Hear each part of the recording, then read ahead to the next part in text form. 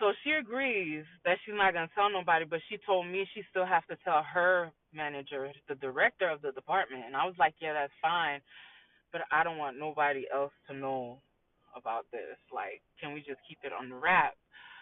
So she was like, okay, what do you? So I don't know what she told everybody.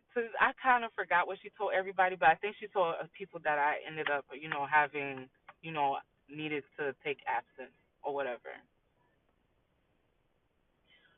So when I go for the weekend to drop off my son or whatever, I make sure I get my lashes done because I have the money. Like, and then like it's gonna sound so funny, um, because like I said, the one black girl that was in our department that always kept herself up, she was so beautiful every time. Like, and so I was like, well, I got the money now. Like, I got extra money. Let me see how it's just gonna feel to do that. And before I have, because I've never been like done up for any of my pregnancy. So I was like, since I have it and I could do it, I'm gonna do it. So I ended up getting a nice little wig, got my eyelashes done, my eyebrows done. I didn't get. That's when I wasn't getting my nails done like that. So then I go to Fort Myers, drop off the kids, and then I start having contractions while I'm there. So I was like, oh no.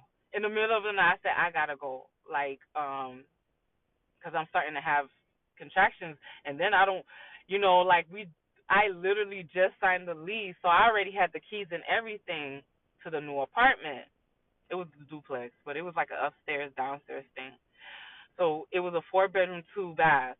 So I already got the keys and everything. So, but we hadn't moved in yet. All our stuff is still in storage, but since we were still in the shelter, so a lot of so the night that we ended up leaving the shelter, like for good, we took whatever we had in there, and that's what we moved into the apartment, and then we went to Fort Myers. So we was there for like, cause I didn't work the weekends for the weekend. So then I start having contractions there. So I'm like, yo, I'm gonna go back to Tampa because I don't want to have my baby in Fort Myers. So I end up, driving the 2 hours back. But I'm telling him like, yo, I'm about to have this baby. So he's like, well, since you're about to have the baby and you don't really have nobody, because he ended up finding out like I'm not talking to my best friend anymore. I'm not talking to Gila anymore. So really, I really didn't have nobody like that. So he's like, instead of your car, quote unquote, instead of your car being, in the parking lot, let me use it while you're in the hospital because it's just gonna be sitting there. That way, I could have a way back and forth to work. So he's still staying with his cousin. I'm like, okay. I know another female is not gonna be in there. Like that's, I'm like, oh, but I told him like if I find out like another female's being in my car, we're gonna have some issues. He's like, yeah, I promise. I don't know why, but I guess because I was having a contraction, and then I wanted him to be there, because he was never actually in the room when I was having my son. I mean, with all my children except the first one. So I wanted, since this gonna be, you know, our son together, like let's welcome him together. So he's like, I'm now I'm really, so I go pick him up. We go to the emergency rooms. Now my contractions are getting really like closer together. So when we get there, the register was like, you was just here a couple of months ago. And we both looked at each other, and he was like, yeah, I was. So he automatically prints out his stuff. And so when we go in the back, we start making a joke out of it. He's saying that real messy. I said, yeah, I guess he thought I didn't know you just had a baby a couple of months ago. Like that. So, like, I already knew. So we get in there, but then he's acting fidgety. like he has to go. Like I'm like, why you have to go? Like why you acting so fidgety? He's like, oh nothing, I gotta work in the morning, and I gotta go work in the morning. I'm like, why you acting like you gotta get back home to somebody? He's like, no, what makes you? He's like, there you go again, there you go again. So he gets real quiet for the next 15 minutes. Now my contractions are getting closer together. Now my blood pressure is starting to rise again. So they was like, yeah, we're gonna have to admit you. You're gonna have the baby, or whatever. And he's like, he's gonna run home, get some clothes, and then he's gonna come back because they gotta prep me and everything like that.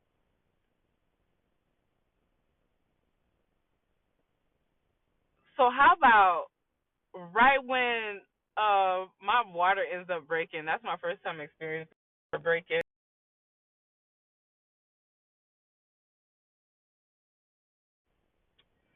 So the nurse is like, they're gonna call dad, let him know that you're in, basically in the operating room, basically about to get the C-section done. And he's like, oh, he's down the street, he's coming. But they already prepped me. I'm already literally being cut into by now. So when he gets there, they're like, dad's waiting. He's there waiting in in in the waiting room because he didn't have time to scrub in or do nothing like that. So when my son comes out, I'm like all like happy and everything like that. But once again, they have to give me the medicine for my blood pressure because it started going high. But this time it's not affecting me like it did in the beginning. So I'm like really wide awake. So by the time I get out of surgery, I mean, like they prep me and everything like that. When I get back out, he already went home. So he's like, he's gonna come back. Before he goes to work, he's gonna stop by and see me and the baby. And I sent pictures to everybody. Like, by this time everybody knew like I had the baby. Well, I was having the baby. So when I end up sending my manager the picture of my son or whatever, she was like, "Oh my God, you really did have him." So then she ended up texting me back the picture, and she was like, "Oh yeah, she did have the baby." She did have the baby, and she was sending that picture to her manager to let her know, like, yeah, she really did have a baby. And then she was like, she's sorry, she sent it to me. She didn't mean to send it to me. So I knew they thought that I was lying about it, but I truly wasn't. So I go get my other kids. We completely moved in. Like we don't have no furniture, no nothing. We're just in there, and so the week I'm supposed to go get like the rest of I'm supposed to move out all my stuff out of storage because mind you, this is from the second apartment or whatever. We still have stuff in there, so I only could grab some of the stuff that I could, and he brought my car back. But instead of that's how I knew something was up because and this mind you, this is like a week. When I had him, I had just literally hit my 3 mark probation too. I forgot to say that. That's why I was able to take off and still keep my job because even throughout the 3 months, I still accumulated time. So when I hit that 3 month, I was able to use that PDO, but it was only good for 3 weeks. So I also had to find another daycare for all the kids to go to, plus a daycare that's gonna take a 3 4 week old. So it was in the hood. But anyway, so when I got going to the store, and mind you, I already knew I was not gonna have money to pay my storage because by this time my storage had jumped to like I know because I wasn't gonna get paid until like the following week or something like that. So I knew if I didn't get my stuff out in that week, I wasn't gonna be able to get the rest of my stuff out. So I knew something was up because